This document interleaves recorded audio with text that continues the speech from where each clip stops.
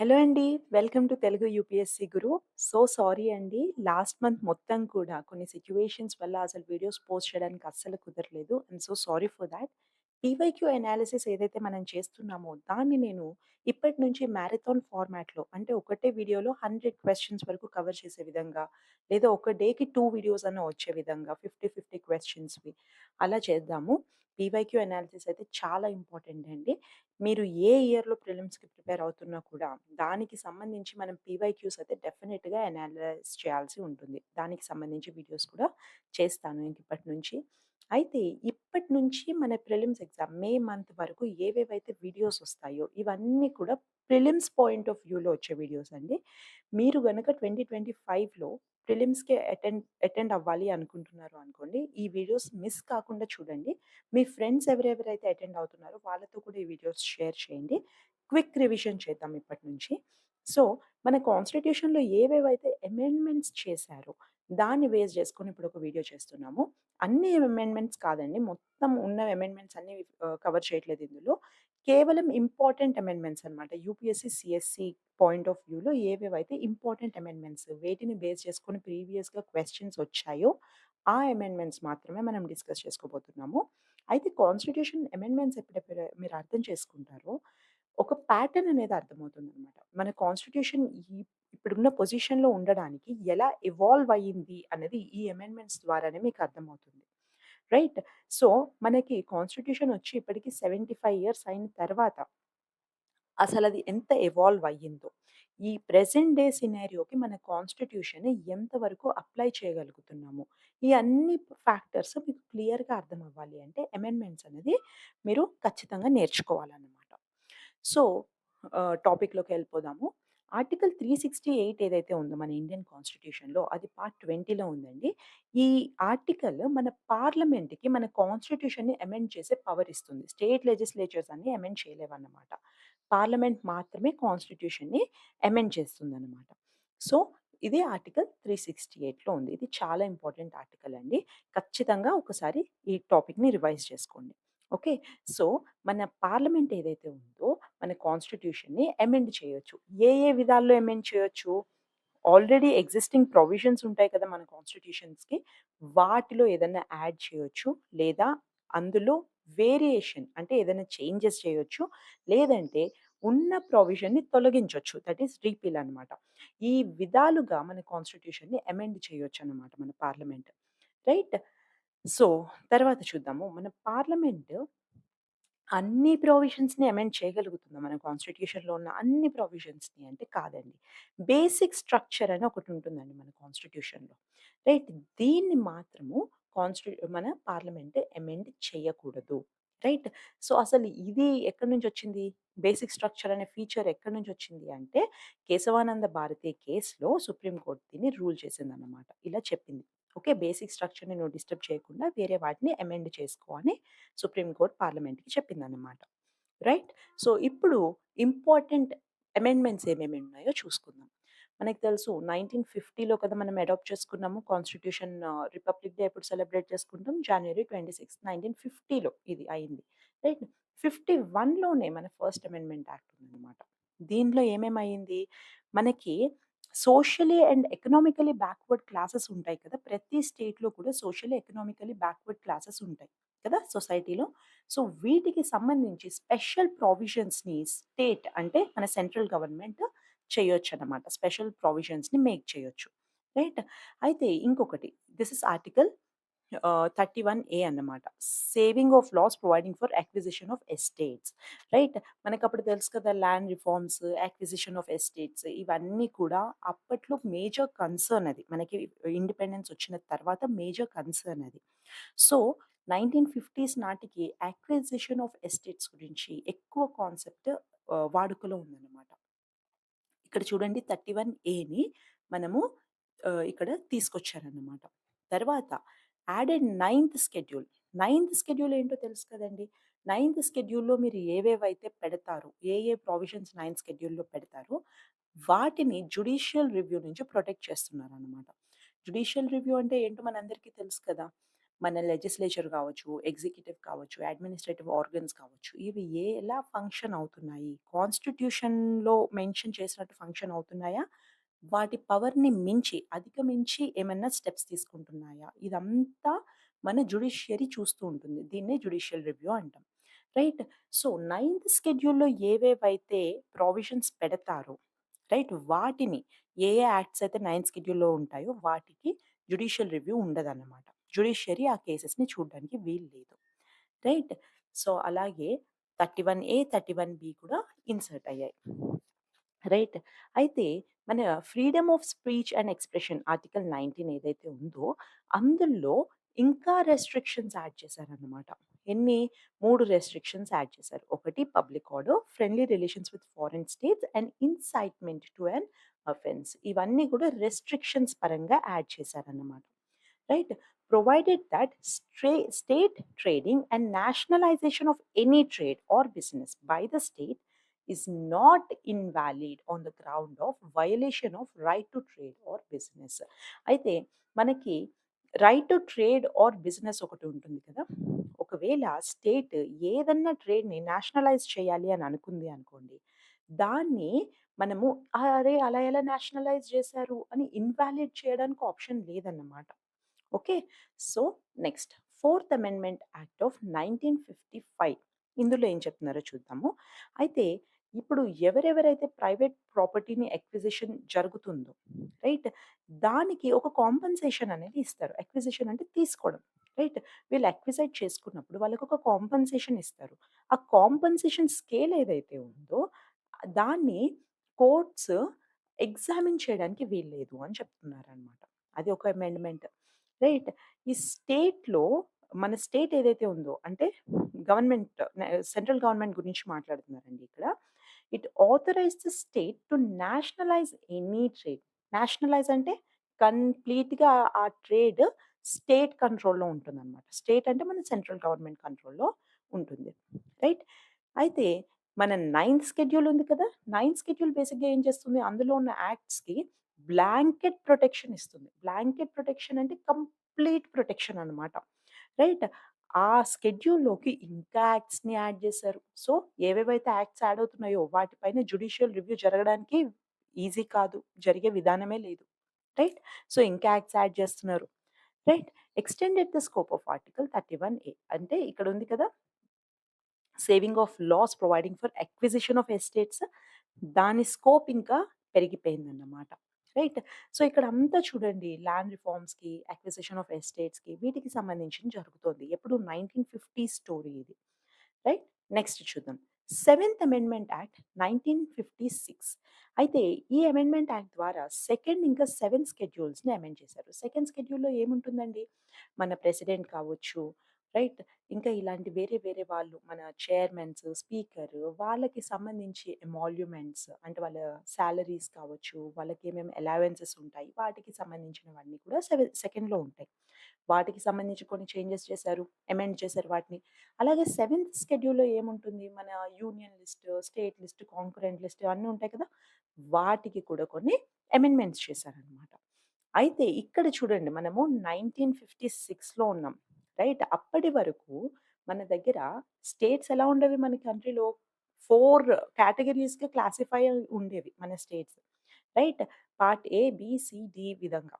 Right? అవి తీసేసి 4 స్టేట్స్‌గా, 6 union టెరిటరీస్‌గా వాటిని రీఆర్గనైజ్ చేశారన్నమాట. రైట్? సో, అలా ఎవాల్వ్ అవుతూ వచ్చింది మన కంట్రీ. ఒకటేసారి ఇన్ని స్టేట్స్ ఉన్నాయి, అంత కాన్స్టిట్యూషన్ కరెక్ట్‌గా ఉంది అని కాదు. రైట్? ఎలా ఎవాల్వ్ అవుతోందో అబ్జర్వ్ చేయండి. 1956 నాటికి ఇంకా మనం స్టేట్స్‌లో చాలా ఇష్యూస్ నడుస్తుంది. ల్యాండ్ అక్విజిషన్ జరుగుతోంది. రైట్? ఆ స్టేజ్‌లో ఉన్నామనమాట. It extended the jurisdiction of high courts to union territories. High courts ఏవేవైతే ఉన్నాయో వాటి జ్యూరిస్డిక్షన్ అది యూనియన్ టెరిటరీస్ మీద కూడా ఎక్స్టెండ్ చేశారన్నమాట. రైట్? అయితే it provided for the establishment of common high courts for 2 or more states. అయితే ఇప్పుడు మన పంజాబ్, హర్యానా, చండీగఢ్ తీసుకోండి. వీటన్నిటికి ఒకటే కామన్ హై కోర్ట్ ఉంది కదా! అదే చెప్తున్నారు ఇక్కడ. రైట్? అయితే ఇంకా it provided for the appointment of additional and acting judges of the High Court. Okay. Appointment and ఇంకా జడ్జెస్ నంబర్ పెరుగుతోందనమాట. నైన్త్ అమెండ్మెంట్ యాక్ట్ ఏం చేస్తోందో చూడండి. బేరుబారి యూనియన్ ఉంది కదా! వెస్ట్ బెంగాల్‌లో ఉంటుందది. అది పాకిస్తాన్‌కి ఇచ్చేసారనమాట. రైట్. సో, ఇది ఇండో పాకిస్తాన్ అగ్రీమెంట్ ద్వారా జరిగింది. ఓకే. తర్వాత 10థ్ అమెండ్మెంట్ యాక్ట్‌లో ఏం జరిగింది? దాద్రా, నగర్ హవేలీ మనకి యూనియన్ టెరిటరీగా యాడ్ చేసుకున్నారు. వీళ్ళు పోర్చుగీస్ నుంచి మనం తీసేసుకున్నామనమాట వీటిని. 11థ్ అమెండ్మెంట్ యాక్ట్‌లో ఏం జరిగింది? It changed the procedure of election of the vice president. Vice president election అప్పటిదాకా ఎలా జరిగేది అంటే 2 హౌసెస్ ఆఫ్ పార్లమెంట్ ఉంటాయి కదా! లోక్‌సభ ఇంకా రాజ్యసభ. వాళ్ళు కలిసి కూర్చొని ఎవరు వైస్ ప్రెసిడెంట్‌గా ఉండాలి అని డిక్లేర్ చేసుకునేవాళ్ళు. రైట్. దాన్ని తీసేసి ఒక ఎలక్టోరల్ కాలేజ్‌ని రైట్. ఎలక్టోరల్ కాలేజ్‌ని ఇంట్రొడ్యూస్ చేశారనమాట. రైట్. ఎవరెవరు కలిసి ఓటెయ్యొచ్చు అనేది ఇక్కడ డిసైడ్ చేశారు. వైస్ ప్రెసిడెంట్ ఎలక్షన్స్ లాగా. రైట్. తర్వాత మనకి ప్రెసిడెంట్ ఎలక్షన్స్‌కి, వైస్ ప్రెసిడెంట్ ఎలక్షన్స్ జరిగేటప్పుడు ఎక్కడన్నా కూడా ఏదైనా వేకెన్సీ ఉంది అనుకోండి. ఒక ఎంపీ లేరు, ఒక ఎమ్మెల్యే లేరు. ఆ సీట్స్ వేకెంట్‌గా ఉన్నాయనుకోండి. మనం ఆ సిట్యుయేషన్‌లో ఎలక్షన్‌ని ఇన్‌వాలిడ్ కింద మనము డిక్లేర్ చేయడానికి ఛాన్స్ లేదు. రైట్. సో, ఇక్కడ ఏమంటున్నారు? It can not B challenged. It cannot be challenged on the ground of any vacancy. Vacancy ఉంది కదా! సో, ఈ ఎలక్షన్ కరెక్ట్‌గా జరగలేదు అనడానికి వీల్లేదన్నమాట. రైట్. ఇది 11థ్ అమెండ్మెంట్ యాక్ట్ ద్వారా వచ్చింది. ఈ పాయింట్ ఒకటి ఇంపార్టెంట్ అండి. రైట్. మిగతాదంతా కూడా మీరు అండర్‌స్టాండ్ చేసుకోవడానికి చెప్తున్నాను చాలా మటుకు. కానీ కొన్ని పాయింట్స్ చాలా ఇంపార్టెంట్. ప్రిలిమ్స్‌లో వీటిని ఎక్కడెక్కడ అడిగారో కూడా నేను చెప్తాను. రైట్. 12థ్ అమెండ్మెంట్ యాక్ట్‌లో ఏం జరిగిందో చూద్దాము. గోవా, డమాన్ అండ్ డియర్ వీటిని ఇండియన్ యూనియన్‌లో ఇంక్లూడ్ చేసుకున్నారు. 13థ్ అమెండ్మెంట్ యాక్ట్‌లో ఏం జరిగింది? నాగాలాండ్‌కి స్టేట్‌హుడ్ ఇచ్చారు. అట్ ద సేమ్ టైమ్ దానికి కొన్ని స్పెషల్ ప్రొవిజన్స్ ఇచ్చారన్నమాట. 14థ్ అమెండ్మెంట్ యాక్ట్ ద్వారా ఏం జరిగింది? పుడుచెర్రీని కూడా ఇండియన్ యూనియన్‌లో కలుపుకున్నారు. రైట్. ఇక్కడ చూడండి. It provided for the creation of legislatures and council of ministers for the union territories of Himachal Pradesh, Manipur, Tripura, Goa, Daman and Diu and Puducherry. Right. లెజిస్లేచర్స్‌ని కూడా వాళ్ళు క్రియేట్ చేయడం గురించి అమెండ్మెంట్స్ చేశారనమాట. అప్పటికి వీటిని యూనియన్ టెరిటరీస్ చూడండి అక్కడ. రైట్. తర్వాత 17థ్ అమెండ్మెంట్ యాక్ట్ 1964 ఇప్పుడు 1964లో ఉన్నామండి. అక్కడ ఏం జరుగుతోంది? అక్విజిషన్ ఎప్పుడైతే మన అక్విజిషన్ చేసుకుంటున్నారో, అది ఒకవేళ కల్టివేషన్ ల్యాండ్ ఉంది అనుకోండి. రైట్. ఒక పర్సన్ యొక్క పర్సనల్ కల్టివేషన్ ల్యాండ్ అనుకోండి అది. అది అక్విజిషన్ చేసుకునేటప్పుడు నేను ఇంతే కాంపెన్సేషన్ ఇస్తాను నీకు అని అనడానికి లేదు. అక్కడ ల్యాండ్ వాల్యూ ఎంత ఉందో, ఆ ల్యాండ్ వాల్యూకి తగినంత మనము కాంపెన్సేషన్ వాళ్ళకివ్వాలనమాట. రైట్. సో, మార్కెట్ వాల్యూ ఎంత ఉందో అంత కాంపెన్సేషన్ ఇవ్వాలి. ఓకే. తర్వాత ఇంకా 44 మోర్ యాక్ట్స్ నైన్త్ షెడ్యూల్‌లో ఇంక్లూడ్ చేశారు. చూసారా? మనం ఎక్కడ చూసినా నైన్త్ షెడ్యూల్‌లో వీళ్ళు ఇంక్లూడ్ చేస్తున్నయి పెరిగిపోతున్నాయి. ఇక్కడ కూడా చూడండి. ఇంకా యాక్ట్స్ ఇంక్లూడ్ చేశారు నైన్త్ షెడ్యూల్‌లో. మళ్ళీ ఇక్కడ 44 మోర్ యాక్ట్స్ ఇంక్లూడ్ చేశారు నైన్త్ షెడ్యూల్‌లో. ఏమైపోతుందంటే నైన్త్ షెడ్యూల్‌లో ఏది పెట్టినా దాని పైన జ్యుడిషియల్ రివ్యూ ఉండదు. రైట్. సో, జ్యుడిషియరీ దగ్గరికెళ్లి నువ్వు దాని మీద కేసు వేయడానికి లేదు ఆప్షన్. సో, అందులో ఉన్న యాక్ట్స్ అన్నిటికి కూడా బ్లాంకెట్ ప్రొటెక్షన్ దొరుకుతోందన్నమాట కంప్లీట్‌గా. సో, అందులో నంబర్ ఆఫ్ యాక్ట్స్ పెరిగిపోతున్నాయి. తర్వాత 18థ్ అమెండ్మెంట్ యాక్ట్ 1966 అప్పటికి ఏమైంది? It made clear that the power of parliament to form a new state. అయితే ఒక కొత్త స్టేట్‌ని ఫార్మ్ చేసేటప్పుడు ఇట్ విల్ ఆల్సో ఇంక్లూడ్ అంటే ఎలా ఫార్మ్ చేయొచ్చు కొత్త స్టేట్‌ని? ఒక స్టేట్ అన్నా కావచ్చు, యూనియన్ టెరిటరీ అన్నా. ఏదైనా కొత్తది ఫార్మ్ చేసినప్పుడు ఒక part of a state or union టెరిటరీని ఇంకొక స్టేట్ ఆర్ యూనియన్ టెరిటరీలో కలిపి కూడా నువ్వు ఒక కొత్త స్టేట్‌ని ఫార్మ్ చేయొచ్చు. అదొకటనమాట. ఇంకా పంజాబ్, ఇంకా హర్యానా అని కొత్త స్టేట్స్ కూడా వచ్చాయి. తర్వాత 21st అమెండ్మెంట్ యాక్ట్ ఏమంటుందో చూద్దాము. మన దగ్గర 8థ్ షెడ్యూల్ ఉంది కదా! ఇందులో అన్ని లాంగ్వేజెస్ ఉంటాయి కదా మనకి. సో, అందులోకి సింధీని కూడా యాడ్ చేశారన్నమాట. తర్వాత 24th అమెండ్మెంట్ యాక్ట్ ఏదైతే ఉందో, it affirm the power of parliament to amend any part of the constitution including fundamental right by amending article 13 and 368. మనము 1971లో ఉన్నామండి. 24th అమెండ్మెంట్ యాక్ట్ ద్వారా ఏమంటున్నారో చూడండి. ఇప్పుడు పార్లమెంట్‌కి ఎలాంటి పవర్ ఉంది?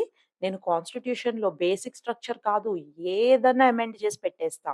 కాన్స్టిట్యూషన్‌లో ఎలాంటి అమెండ్‌మెంట్స్ అన్నా నేను చేస్తాను అని పార్లమెంట్ ఆ డెసిషన్ తీసుకోవచ్చనమాట. ఇంక్లూడింగ్ ఏం జేయొచ్చు ఇక్కడ వీళ్ళు ఫస్ట్ ఆర్టికల్ 13ని, ఇంకా ఆర్టికల్ 368ని. 368 ఏంటి? అదే అమెండింగ్ పవర్ ఇస్తుంది పార్లమెంట్‌కి. దాన్ని కూడా ఇంక్లూడింగ్ దాన్ని కూడా అమెండ్ చేస్తున్నారన్నమాట. రైట్? సో, అలా చెప్పడం జరిగింది. It made it compulsory for the president to give his assent to constitutional amendment bill. ఇది మన ప్రీవియస్ ఇయర్ క్వెషన్స్‌లో వచ్చిన క్వెషన్ అండి. Right? President has to give his assent to the constitutional amendment bill అని అడిగారు. రైట్? ఏ అమెండ్మెంట్‌లో ఇది జరిగింది? 24థ్ అమెండ్మెంట్‌లో జరిగిందనమాట. గుర్తుపెట్టుకోండి. రైట్? 25థ్ అమెండ్మెంట్‌లో ఏం జరిగింది? మళ్ళీ మన 1971లోనే ఇంకొక అమెండ్మెంట్. 25థ్ ఏమైంది?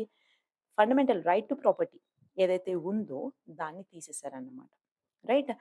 ఫండమెంటల్ రైట్ టు ప్రాపర్టీని తీసేశారు. తర్వాత provided that any law made to give effect to మన డైరెక్టివ్ ప్రిన్సిపల్ ఏదైతే ఉందో 39 ఇంకా సిలో ఏవేవైతే ప్రొవిజన్స్ ఉన్నాయో వాటిని ఇంప్లిమెంట్ చేయడం కోసము వీళ్ళు ఏవేవైతే లాస్ తీసుకొస్తారో ఆ లాస్ మన ఫండమెంటల్ రైట్స్ 14, 19, 31ని డిస్టర్బ్ చేస్తున్నాయి అనుకోండి, వయలేట్ చేస్తున్నాయి అనుకోండి, అయినా కూడా ఈ లా వాలిడే ఉంటుందన్నమాట. రైట్? సో, అలాంటి ఒక ప్రొవిజన్ తీసుకొచ్చారు. రైట్? సో, మనకి బేసిక్‌గా ఫండమెంటల్ రైట్స్ అనేవి మోస్ట్ ఇంపార్టెంట్. వాటిని వయలేట్ చేసే ఏ లాస్ కూడా మన జ్యుడిషియరీ యాక్సెప్ట్ చెయ్యదు. రైట్? కానీ ఇక్కడ ఏమంటున్నారు? ఏవేవైతే డైరెక్టివ్ ప్రిన్సిపల్ 39 ఇంకా సిలో ఏవేవైతే ప్రొవిజన్స్ ఉన్నాయో, వాటిని ఇంప్లిమెంట్ చేయడానికి వీళ్ళు తీసుకొచ్చే లాస్ ఈ ఆర్టికల్స్‌ని వయలేట్ చేసినా కూడా ఆ లాస్‌కి మనం ఎఫెక్ట్ ఇవ్వాలి. ఓకే. తర్వాత 26థ్ అమెండ్మెంట్ యాక్ట్ ఆఫ్ 1971. అయితే ఇది ఏం లేదండి. మన ప్రిన్స్‌లీ స్టేట్స్ యొక్క ఫార్మల్ రూలర్స్ ఎవరైతే ఉంటారో వాళ్ళకుండే ప్రివిలేజెస్‌ని మనం అబాలిష్ చేసాం. తీసేసామన్నమాట అంతే. 31st ఇక్కడ చూడండి. నేను 1971 వరకు ఇదయింది కదా! 1973లో చూడండి. It increase the number of Lok Sabha seats from 525 to 525 to 545. అయితే ఇక్కడ ఒకటి చూడండి. 1971లో మనకి సెన్సస్ జరిగింది. రైట్? తర్వాత 81, 91, 2001, 2011 ఇక్కడి వరకు సెన్సస్ జరిగింది. కదా! సో, 1971లో ఏవైతే సెన్సస్ జరిగినాయో అప్పుడున్న పాపులేషన్ ప్రకారంగా 525 సీట్స్ అలొకేట్ చేశారనమాట. లోక్‌సభకి ఇంక్రీజ్ చేసేసారు. 545 సీట్స్‌కి దాన్ని ఇంక్రీజ్ చేశారు నంబర్ ఆఫ్ సీట్స్‌ని. రైట్? 33ర్డ్ అమెండ్మెంట్ యాక్ట్ చూద్దాము. 1975లో 1974లో అయిన 33ర్డ్ అమెండ్మెంట్ యాక్ట్. అయితే మన ఆర్టికల్స్ 101 ఇంకా 190 ఏవేవైతే ఉన్నాయో వీటికి సంబంధించి అమెండ్మెంట్ అన్నమాట ఇది. 101లో ఏముంటుంది? Disqualification of the member of parliament or resignation, disqualification దానికి సంబంధించిన ఆర్టికల్. అలాగే 190 ఏదైతే ఉందో అది స్టేట్ లెజిస్లేచర్‌కి సంబంధించిన మెంబర్స్ ఉంటారు కదా! వాళ్ళకి సంబంధించిన రెసిగ్నేషన్ అండ్ డిస్‌క్వాలిఫికేషన్ అన్నమాట. ఆర్టికల్ 190. సో, వీళ్ళు గనక ఎవరైతే రెసిగ్నేషన్ ఇస్తున్నారో వాళ్ళు, వాళ్ళు వాలంటరీగా కాకుండా బై ఫోర్స్‌గా ఇస్తున్నారు అనుకోండి. ఆ రెసిగ్నేషన్‌ని స్పీకర్ లేదంటే చైర్మన్ ఒప్పుకోరు. రైట్? ఒకవేళ వాళ్ళు వాలంటరీగా ఇస్తున్నారు, జెన్యూన్‌గా ఇస్తున్నారు అంటేనే రెసిగ్నేషన్‌ని యాక్సెప్ట్ చేయాలన్నమాట మన స్పీకర్ ఇంకా చైర్మన్. అది 33ర్డ్ అమెండ్మెంట్ యాక్ట్. 35థ్ అమెండ్మెంట్ యాక్ట్ ఏమైందో చూద్దాము. అయితే సిక్కిం ఒక స్టేట్ ఉంది కదా! అది మన దగ్గర ప్రొటెక్టరేట్ స్టేటస్‌లో ఉండేదన్నమాట. దాన్ని అసోసియేట్ స్టేట్‌గా చేశారు. రైట్? అసోసియేట్ స్టేట్ ఉన్న ఓన్లీ స్టేట్ ఏదంటే సిక్కిం అన్నమాట మనకి. తర్వాత 36థ్ అమెండ్మెంట్ ద్వారా దాన్ని స్టేట్‌గా చేసేసారు. రైట్? 38థ్ అమెండ్మెంట్ యాక్ట్ 1975లో ఏదైతే జరిగిందో ఇక్కడ చూడండి. అయితే ప్రెసిడెంట్ ఎమర్జెన్సీ డిక్లేర్ చేస్తారు కదా! థట్ ఈస్ నాన్ జస్టిషియబుల్ అంటున్నారు. జస్టిషియబుల్ అంటే మనకు తెలుసు కదా! కోర్ట్స్‌లో డిస్కస్ చేసుకునే మ్యాటర్. నాన్ జస్టిషియబుల్ అంటే జ్యుడిషియరీ ఇన్వాల్వ్ కాకుండా ఉండాల్సిన మ్యాటర్ అంటున్నారనమాట. అంటే మన కంట్రీలో ప్రెసిడెంట్ ఎమర్జెన్సీ డిక్లేర్ చేసినప్పుడు అందులో జ్యుడిషియరీ ఇన్వాల్వ్ అవ్వాల్సిన అవసరం లేదు. ఆ కేస్‌లో అన్నట్టుగా చెప్తున్నారనమాట. తర్వాత promulgation of ordinances by president, governors, administrators of union territory. These are also non-justiciable. Okay. ఏవేవైతే ఆర్డినెన్సెస్ డిక్లేర్ చేస్తారు. ప్రెసిడెంట్, గవర్నర్ ఇంకా యూనియన్ టెరిటరీస్ యొక్క అడ్మినిస్ట్రేటర్స్ ఉంటారు కదా! వీళ్ళు ఆర్డినెన్సెస్ డిక్లేర్ చేస్తారు. ఏ సిట్యుయేషన్స్‌లో ప్రెసిడెంట్ వాళ్ళు ఆర్డినెన్స్ డిక్లేర్ చేయొచ్చు? ఎప్పుడైతే మన లోక్‌సభ డిసాల్వ్ అయిపోయి ఉంటుంది కదా! పార్లమెంట్ ఇప్పుడు వర్కింగ్‌లో లేని రోజు మన ప్రెసిడెంట్ ఏదైనా ఇంపార్టెంట్ డెసిషన్ తీసుకోవాలి అనుకుంటే, అప్పుడేదన్నా ఇంపార్టెంట్ డెసిషన్ తీసుకోవాలంటే ప్రెసిడెంట్ ఆర్డినెన్సెస్ పాస్ చేస్తారనమాట. రైట్? మళ్ళీ లోక్‌సభ సెషన్‌లోకొచ్చిన తర్వాత ఆర్డినెన్స్ అసలు కరెక్ట్‌గా ఉందా లేదా చూసి దాన్ని పాస్ చేస్తారనమాట మళ్ళీ. రైట్? సో, ఆర్డినెన్సెస్ పాస్ చేసే పవర్ ఎవరెవరికుంటుంది? ప్రెసిడెంట్‌కి, గవర్నర్‌కి అలాగే యూనియన్ టెరిటరీ యొక్క అడ్మినిస్ట్రేటర్‌కి ఉంటుందనమాట. వీళ్ళిలా పాస్ చేసిన ఆర్డినెన్సెస్ కూడా these are also non justiciable అంటున్నారు. రైట్? సో, ఇక్కడ కూడా జ్యుడిషియరీ ఇన్వాల్వ్ అవ్వడానికి వీలు లేదు ఆ కేసెస్‌లో అనేసి చెప్తున్నారు. It empowered the president to declare different proclamations of national emergency on different grounds simultaneously. So, national ఎమర్జెన్సీని డిఫరెంట్ గ్రౌండ్స్ పైన డిక్లేర్ చేస్తారు చేయొచ్చు. ఒకటే టైంలో సైమల్టేనియస్‌గా ఇలా డిక్లేర్ చేయొచ్చు అని 38థ్ అమెండ్మెంట్ యాక్ట్ చెప్తుందన్నమాట. ఇక్కడ చూడండి మనము 1975లో ఉన్నాము. మొత్తం జ్యుడిషియరీకి ఉన్న పవర్ అంతా కూడా పార్లమెంట్ తీసేసుకోవడానికి చూస్తుంది. ఎన్ని విధాలుగా తీసేస్తోందో చూడండి. రైట్?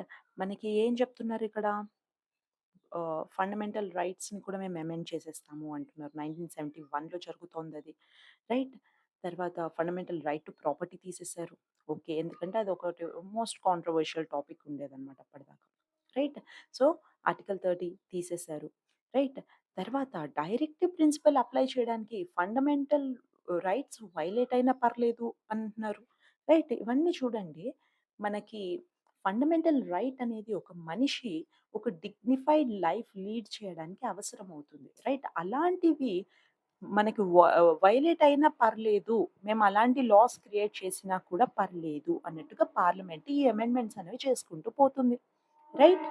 సో, నెక్స్ట్ చూడండి. ఇక్కడ 1975లో 39థ్ అమెండ్మెంట్ యాక్ట్ జరిగింది. ఇక్కడ ఏం లేదండి. ఏవేవైతే ah, disputes relating to president, vice president, prime minister, speaker వీళ్ళకి సంబంధించి డిస్ప్యూట్స్ ఏవేవైతే ఉంటాయో, this goes beyond the scope of judiciary మళ్ళీ. రైట్? అది కూడా జ్యుడిషియరీ స్కోప్‌లో లేదు అంటున్నారు. ఓకే. అయితే దీనికోసము ఇంకొక అథారిటీని వీళ్ళు తీసుకుంటారు. డిటర్మైన్ చేస్తారు. ఆ అథారిటీ మాత్రమే ఇలాంటి మ్యాటర్స్ పైన డెసిషన్ తీసుకోవాల్సి ఉంటుంది అని చెప్తున్నారు. రైట్? తర్వాత ఇంకా యాక్ట్స్‌ని నైన్త్ షెడ్యూల్‌లో యాడ్ చేస్తున్నారు. రైట్? నైన్త్ షెడ్యూల్‌లో యాడ్ చేస్తున్న యాక్ట్స్ అన్నీ కూడా జ్యుడిషియరీ చూడడానికి వీలు లేదు. రైట్? జ్యుడిషియల్ రివ్యూకి స్కోప్ లేదక్కడ. రైట్? ఇంకా చాలా అమెండ్మెంట్స్ ఎలా ఉన్నాయి అంటే జ్యుడిషియరీ ఇన్వాల్వ్ కాకూడదు. జ్యుడిషియరీ ఏం చేస్తుంది? ఎప్పుడెప్పుడైతే లెజిస్లేచర్ లాస్ కరెక్ట్‌గా మన కాన్స్టిట్యూషన్‌కి తగినట్టు కాకుండా లాస్ ఫ్రేమ్ చేస్తుందో వాటిని కొట్టిపాడేస్తుంది జ్యుడిషియరీ. కానీ ఇక్కడ అమెండ్మెంట్స్ ద్వారా ఏం చేస్తున్నారు? జ్యుడిషియరీ ఇందులో ఇన్వాల్వ్ అవ్వడానికి వీల్లేదు, అందులో ఇన్వాల్వ్ అవ్వడానికి వీల్లేదు అని చెప్పి చాలా మటుకు జ్యుడిషియరీ యొక్క పవర్ తీసేసుకుంటున్నారనమాట. తగ్గించుకుంటూ పోతున్నారు జ్యుడిషియరీకి ఉన్న పవర్. ఇది 1975 వరకు ఉన్న పిక్చర్. 1976 42nd amendment act. దీన్ని మనం మినీ కాన్స్టిట్యూషన్‌గా కూడా పిలుస్తామండి. దీనికి చాలా సిగ్నిఫికెన్స్ ఉందనమాట. ఎన్ని చేంజెస్ చేసిందంటే మన కాన్స్టిట్యూషన్‌కి, దానివల్ల దీన్ని మినీ కాన్స్టిట్యూషన్ అని కూడా పిలువబడుతుందన్నమాట. రైట్? ఇంకా ఇది చాలా కాంట్రోవర్షియల్ అమెండ్మెంట్ అన్నమాట. మన కాన్స్టిట్యూషన్‌కి సంబంధించి కాంట్రోవర్షియల్ అమెండ్మెంట్ ఏదైతే ఉంది అంటే మోస్ట్ కాంట్రోవర్షియల్ ఇదే అన్నమాట. రైట్? అయితే కొన్ని ఫీచర్స్ చూడండి. సోషలిస్ట్, సెక్యులర్ ఇంటిగ్రిటీ అన్నది మన ప్రియంబుల్‌లో యాడ్ చేసింది. ఇక్కడి వరకు బానే ఉంది. ఇందులో కూడా మనకి ప్రిలిమ్స్‌కి రిలేటెడ్ క్వెషన్ వస్తుందండి. Okay. These 3 terms were added through which amendment అని అడగొచ్చు. లేదంటే 42nd amendment act added which 3 terms to the preamble అనన్నా అడగొచ్చు. రైట్? తర్వాత ఇట్ యాడెడ్ ఫండమెంటల్ డ్యూటీస్ ఇది కూడా బానే ఉంది. పార్ట్ 4 యాడ్ చేశారు. రైట్? సో, ఒక సిటిజన్ ఎవరైతే ఉంటారో తనకి ఈ డ్యూటీస్ ఉంటాయి. యాడ్ చేశారనమాట. తర్వాత మన ప్రెసిడెంట్ ఉన్నారు కదా! ఆయన he is bound by the advice of the cabinet అనమాట. క్యాబినెట్ ఏదైతే చెప్తుందో దానికి కట్టుబడి ఉండాలి మన ప్రెసిడెంట్. ఓకే. అదొక amendment. It provided for administrative tribunals and tribunals for other matters. So, part 14A ఒకటి ఇంక్లూడ్ చేశారు. ఇక్కడి వరకు బానే ఉంది. ఇప్పుడు చూడండి. It freezes seats in Lok Sabha and state legislative assemblies on the basis of 1971 census till 2001 right. So, ఇక్కడ మనకి 1971 సెన్సస్‌లో ఇందాక మనం చూసాం కదా! అక్కడ ఏం జరిగింది 73 అమెండ్మెంట్ యాక్ట్ ఏదైతే అయిందో 1973లో అందులో క్లియర్‌గా చూసాము. 525 నుంచి 545 చేశారు సీట్స్. రైట్. ఇంక అక్కడికి ఫ్రీజ్ చేసేసారన్నమాట. ఓకే. ఇంక నువ్వు ఫర్దర్‌గా number of seats in Lok Sabha increase చేస్తాను అని అనడానికి వీల్లేదు. ఎందుకు దీన్ని పాపులేషన్ కంట్రోలింగ్ మెజర్‌గా కన్సిడర్ చేస్తున్నారన్నమాట. Right. It made the constitutional amendments beyond judicial scrutiny. Constitutional amendments ఏవేవైతే మన కాన్స్టిట్యూషన్‌కి ఏవేవైతే వీళ్ళు చేంజెస్ చేస్తారో పార్లమెంట్ ఏవేవైతే చేంజెస్ చేస్తుందో దాన్ని జ్యుడిషియరీ ఎగ్జామిన్ చేయడానికి వీల్లేదు అని చెప్పేసిందనమాట. రైట్. తర్వాత స్కోప్ ఆఫ్ జ్యుడిషియరీ తగ్గిపోతోంది బేసిక్‌గా. చూడండి. It curtail the power of judicial review and writ jurisdiction of supreme court and high courts. అయితే మనకి జ్యుడిషియల్ రివ్యూ ఉంటుంది కదా! మన సుప్రీం కోర్ట్ ఇంకా హై కోర్ట్ ఇందాకడ కూడా డిస్కస్ చేసుకున్నాం గదా! ఈ జ్యుడిషియల్ రివ్యూ యొక్క పవర్ అలాగే రిట్ జ్యూరిస్డిక్షన్ అంటే హేబియస్ కార్పస్, మాండమస్, సర్టియరీ, ఈ క్వో వారెంటో ఇవన్నీ కూడా రిట్ జ్యూరిస్డిక్షన్ మన సుప్రీం కోర్ట్ ఇంకా హై కోర్ట్ ఇస్తారు. రైట్. సో, ఆ పవర్స్‌ని కూడా కర్టెయిల్ చేసేసారు. తగ్గిచ్చేసారు. Right. It raised the tenure of Lok Sabha and state legislative assemblies from 5 to 6 years. 5 years tenure ఉంటుంది మనకి. లోక్‌సభ మెంబర్‌కి అలాగే స్టేట్ లెజిస్లేటివ్ మెంబర్‌కి. రైట్. వాళ్ళవి 6 ఇయర్స్‌కి ఎక్స్టెండ్ చేసేసారు. It provided that the laws made for the implementation of directive principles can not be declared invalid by the courts on the ground of violation of fundamental rights. కొన్ని fundamental రైట్స్‌ని violate చేసి కొన్ని directive ప్రిన్సిపల్స్‌ని implement చేయడానికి loss చేశారన్నమాట. Right. వాటిని ఇవి invalid loss అనేసి చాలా సార్లే చాలా సార్లు జ్యుడిషియరీ ఇన్వాల్వ్ అయ్యింది వీటిలో. సో, ఇప్పుడేమంటున్నారు, ఏవేవైతే మన డైరెక్టివ్ ప్రిన్సిపల్స్‌ని ఇంప్లిమెంట్ చేయడానికి లాస్ చేస్తున్నారో, వాటిని ఇన్‌వాలిడ్‌గా కొట్టి పాడేయడానికి వీల్లేదు. ఓకే. ఎలాంటి లాస్ అవి? వాటిలో ఫండమెంటల్ రైట్స్ వయలేట్ అయ్యి ఉన్న లాస్ అన్నమాట అవన్నీ కూడా. రైట్. సో, నెక్స్ట్ చూడండి. Empowered the parliament to make laws to deal with anti national activities and such laws to take precedence over fundamental rights. ఇప్పుడు ఏమవుతుంది పార్లమెంట్ యాంటీ నేషనల్ యాక్టివిటీస్ ఎవరెవరైతే take up చేస్తున్నారో వాళ్ళకి అగెయిన్స్ట్‌గా కొన్ని లాస్ మేక్ చేస్తుందనమాట. ఈ loss ఏవేవైతే parliament make చేస్తుందో అవి మన ఫండమెంటల్ రైట్స్ కన్నా ప్రయారిటీ అంట. అలాంటి laws. Right. It added 3 new directive principles. Equal justice and free legal aid ఒకటి, participation of workers in the management of industries ఒకటి, అలాగే protection of environment, forest and wild life అన్నమాట. It facilitated the proclamation of national emergency in a part of territory of India. So, national emergency ఏదైతే ఉందో ఒక part మన ఇండియాలో ఒక పార్ట్‌కి కూడా మనము డిక్లేర్ జేయొచ్చు అంటున్నారనమాట. It extended the one time duration of president's rule. President's rule 6 months ఉంటుంది. కానీ దాన్ని 1 ఇయర్‌కి ఎక్స్టెండ్ చేసేసారు. రైట్. సో, ఆర్టికల్ 356, 365 కూడా ఒకసారి చదవండి. రైట్. సో, దాన్ని ఎక్స్టెండ్ చేసేసారు. తర్వాత shifted 5 subjects from the state list to the concurrent list. మనం ఇందాకడ చూసాం కదండీ! 7th షెడ్యూల్‌లో ఏం జరుగుతుంది? 3 ఉంటుంది. Union list, state list, concurrent list. Right. State లిస్ట్‌లో ఉన్న సబ్జెక్ట్స్‌కి స్టేట్ లెజిస్లేచరే లాస్ అనేవి తయారు చేస్తుంది. కానీ ఇప్పుడు కాంకరెంట్ లిస్ట్‌లో ఉన్న వాటికి స్టేట్ లెజిస్లేట్ చేయొచ్చు.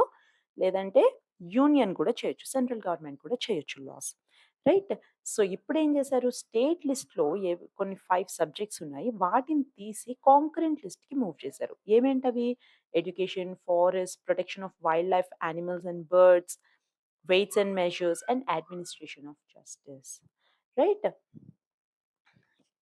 ఇంకా constitution and organisation of all courts except the supreme court and the high courts. ఇవన్నీ కూడా ఏం చేశారు? కాంకరెంట్ లిస్ట్‌కి మూవ్ చేసేసారనమాట.